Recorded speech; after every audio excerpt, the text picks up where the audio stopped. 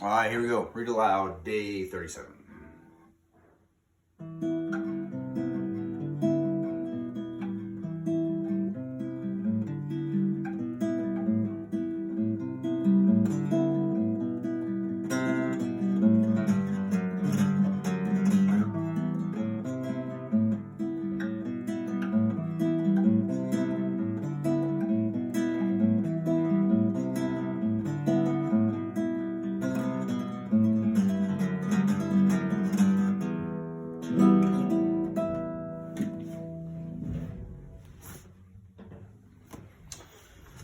Kind of left you on a cliffhanger the other day. Sorry about that, but here's what it is. Here we go. Tears slid down her chin and plopped into the silver bowl. Her breathing came in ragged gasps between sobs. "Please help me," she said finally. Or she finally managed. An aromatic breeze drifted over the island. It smelled of rich soil and new blossoms with just a hint of the sea. Her crying began to subside. Kendra brushed the tears from her cheeks and wiped her nose on her sleeve. She sniffed, amazed at how swiftly congestion could appear. The miniature statue was wet. Had she cried on it? No. Water was seeping from its eyes, trickling down into the silver bowl. The air stirred again, still redolent with potent aromas. Kendra inexplicably sensed a presence. She was no longer alone. "I accept your offering and join you in weeping." The words were not audible, but they struck her mind with such a forceful impression that Kendra gasped. She had never experienced anything similar. Clear fluid continued to leak from the statue into the bowl. "From tears, milk, and blood, devise an elixir, and my handmaidens will attend you." The tears were obvious. All Kendra could picture was Viola for the milk. Whose blood? Her own? The cows? The handmaidens? The handmaidens had to be fairies. "Wait, what do I do?" Kendra asked. "How do I get off the island?" In reply, the wind swirled for a moment and then gusted. The pleasant aromas vanished. The little statue no longer wept. The indefinable presence had departed. Kendra picked up the bowl. About the size of her palm, it was nearly a third of the way full.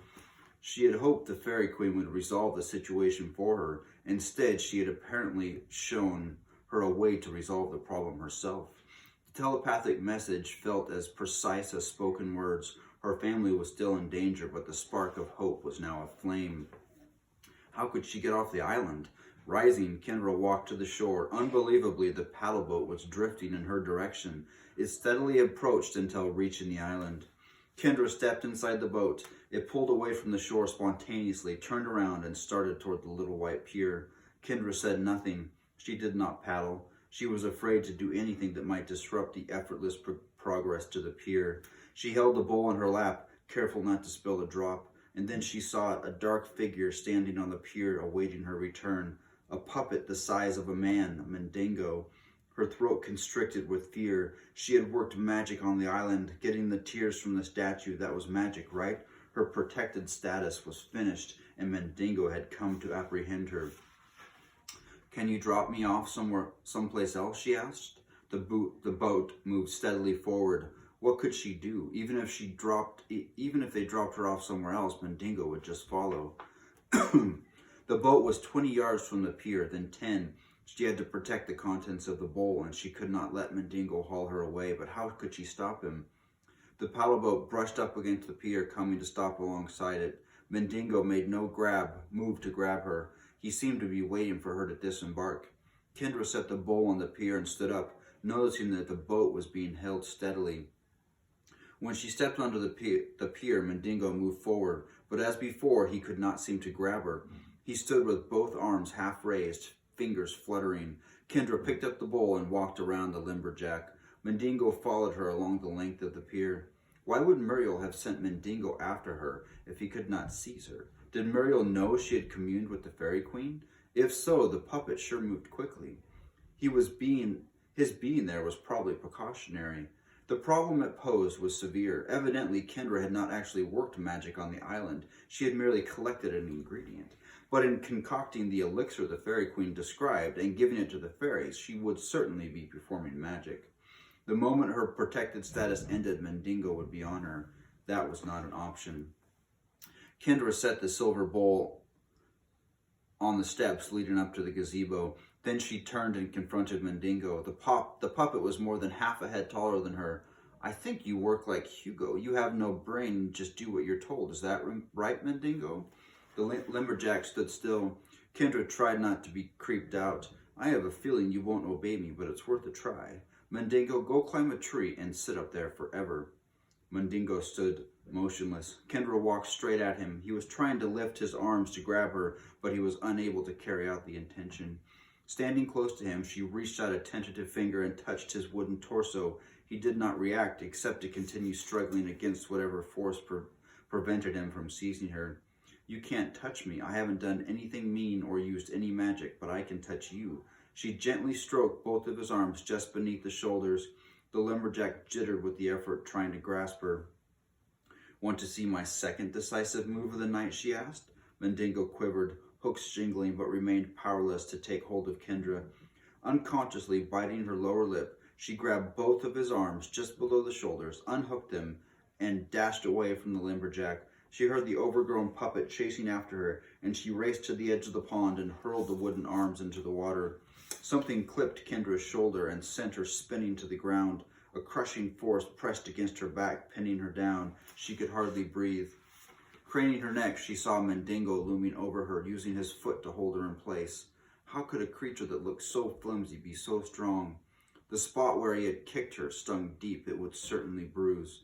Kendra reached for his other leg, hoping to unhook the shin, but the puppet danced out of reach. For a moment, Mandingo appeared indecisive. Kendra prepared to roll away in case he charged and tried to kick her again if she could just unhook a leg.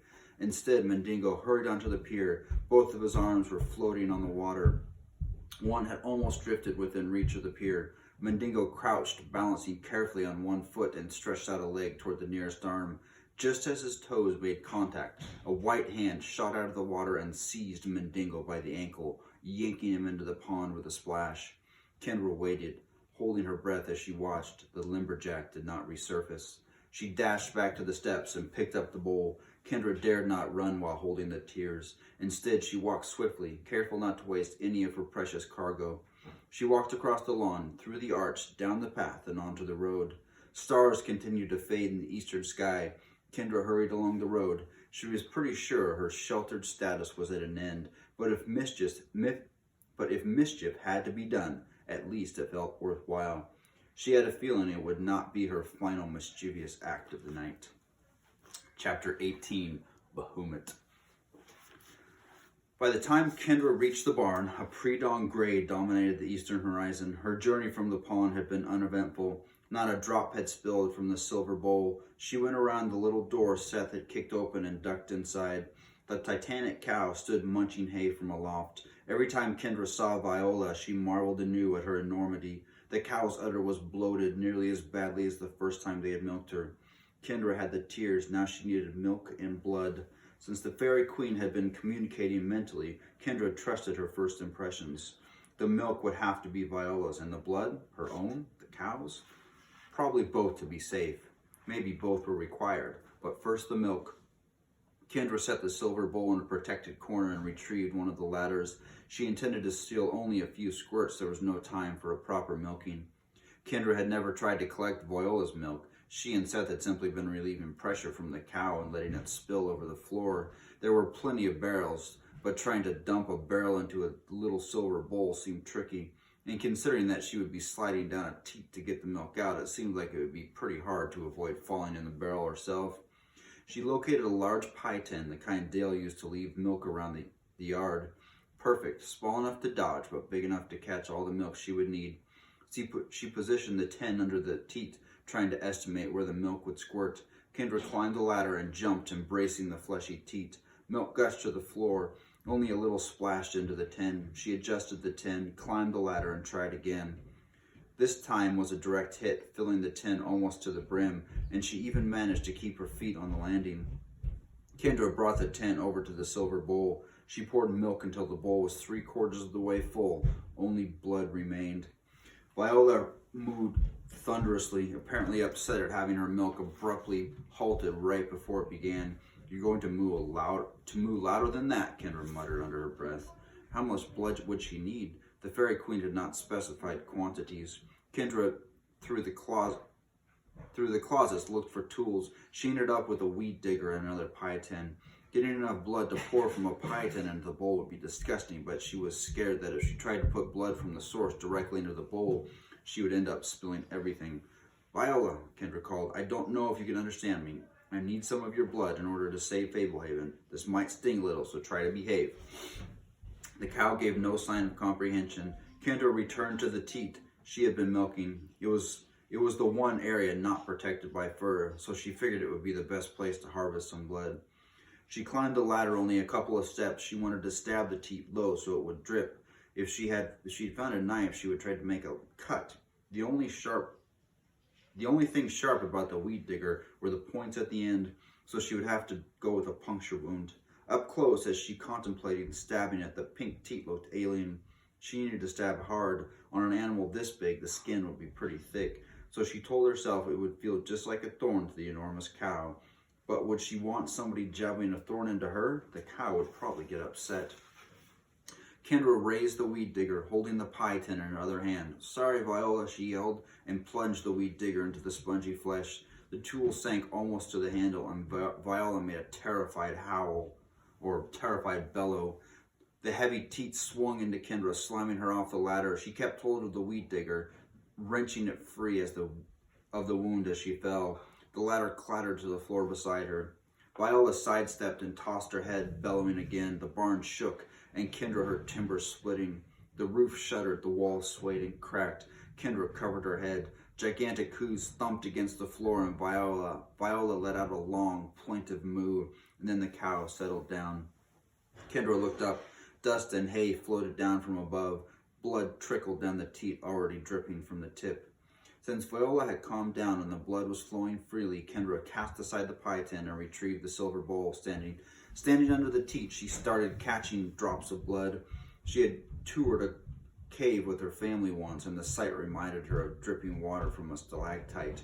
Soon the mixture in the bowl turned from white to pink. The flow of blood slowed. The lower side and tip of the teat were stained red. Kendra supposed it was enough. She went and sat by the little door. Now for her blood. Maybe she could just try the cow blood and see if that worked. No, haste was essential. How could she get blood out? No way she was using the weed digger unless she could sterilize it. Leaving the bowl, she hunted through the closets again. She noticed a safety pin on a pair of coveralls. She unpinned it and ran back to the bowl. Holding her hand over the bowl, she hesitated. Kendra always hated needles. The idea of being fully aware that something was about to hurt but having to endure it calmly. But today was not a day to be squeamish. Gritting her teeth, she stuck her thumb with the pen and then squeezed 2 drops of blood into the mixture. That would have to do. Kendra looked at the pie tin. She should probably drink some milk herself since a new day was beginning. She took a sip and then realized that her family would need milk as well when she found them. There had to be bottled water in one of those closets. Kendra hurried to the closet, selected a bottle, unscrewed the cap, dumped the contents, and filled it with milk from the pie tin. The bottle barely fit in her pocket. Kendra retrieved the small silver bowl. Swirling solution a bit, she exited the barn. Pre-dawn colors streaked the horizon. Sunrise was approaching. Now what? There were no fairies in sight. When the Fairy Queen had given instructions, Kendra had felt no doubt that the handmaidens she referred to were the fairies. She was supposed to make a potion for them that would somehow get them to help her. What would it do? Kendra realized that she had no idea. What could it do? Win their affection? Then what? Lacking other options, she had to trust the reassurance she had felt when the Fairy Queen spoke to her mind. Okay, another cliffhanger. Sorry, we'll finish. Well, we won't finish tomorrow, but we'll read some more.